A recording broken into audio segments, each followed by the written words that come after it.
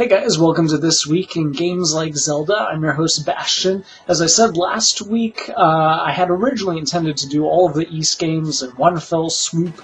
That didn't quite work out so well last week. So here's the footage I recorded mostly from last week, but reappropriated for this week. So it's brand new, and let's start with Oath and Felgahana.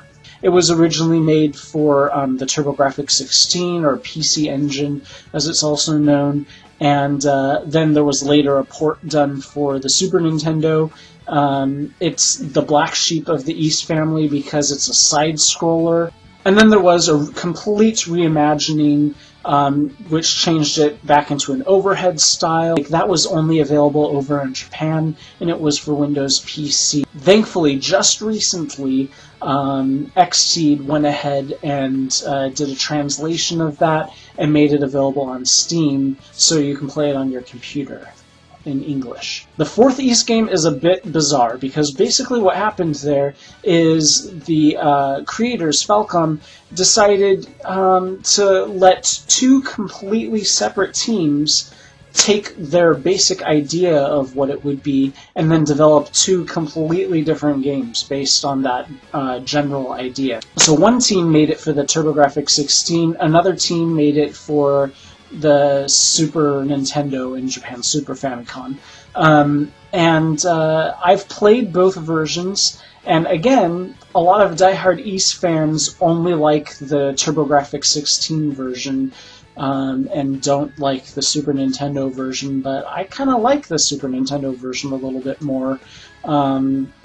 It just feels more Zelda-like to me. There's also just recently announced a complete remake of East 4, and that's going to be for the PlayStation Vita. The fifth East game is a bit of a mystery, because it was only released in Japan, only released on the Super Famicom, and translation has never been made of it, so many of us have not had a chance to play it. Looking at screenshots, it looks really awesome, and I wish someday to be able to play it, but the team that has supposedly been translating this for a decade now, I think it still hasn't finished it, so we may never get a chance to play that, unfortunately. The sixth East game is the East game that most people, I think, are familiar with. It's called the Ark of Napishtim, and it was made for the, I think, the PS2. And it is a really great game, very, very Zelda-like in my opinion. Again, still overhead perspective, action RPG, interesting story, well-designed levels, you should give it a shot. And then after E6 came an unusual game called East Origin.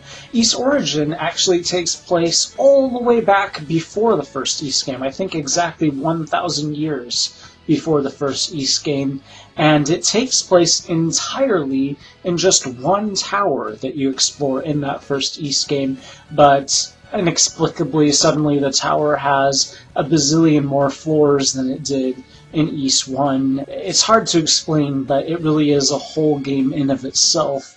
And what's interesting about it is, since it takes place 1,000 years before East 1, it does not feature Adol Christian, the main character of all of the East games. Instead, you get to choose to play between two different characters on opposite sides of the story.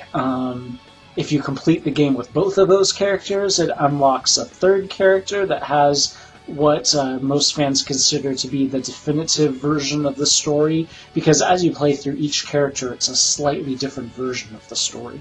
That game was only released for, I believe, the PC, and only in Japan.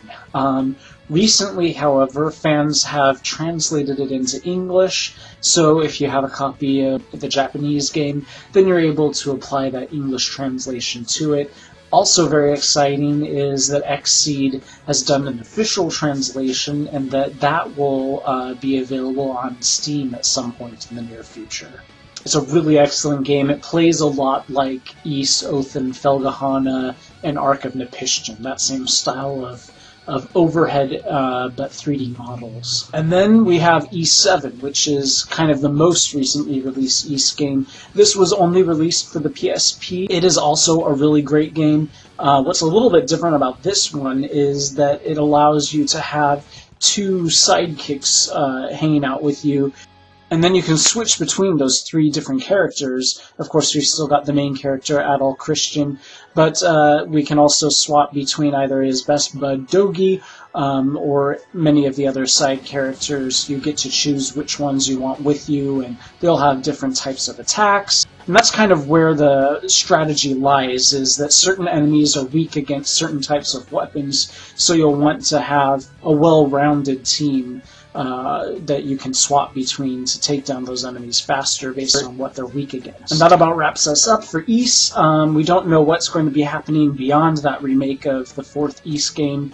It is a really well-designed series. It's not as known as I feel like it should be. I feel like it's so good that it should be more popular than it is, but so that's it for this week in games like Zelda. I really feel like maybe that series title doesn't quite apply so much at this point in time, because I'm going to be talking about games that aren't necessarily super Zelda-like. But they all are action RPGs, and since Zelda is really the most well-known action RPG, in that way, they're kind of like Zelda.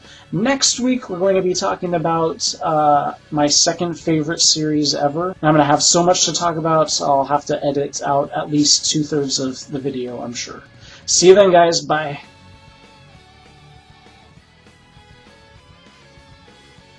The remake of Ys 4, and that's going to be for the Vita, the PS. I think I said earlier for the PSP, but I actually meant the Vita.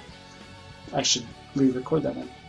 You do hit a button to swipe your sword. I keep saying swipe, but the real word is swing. Anyway.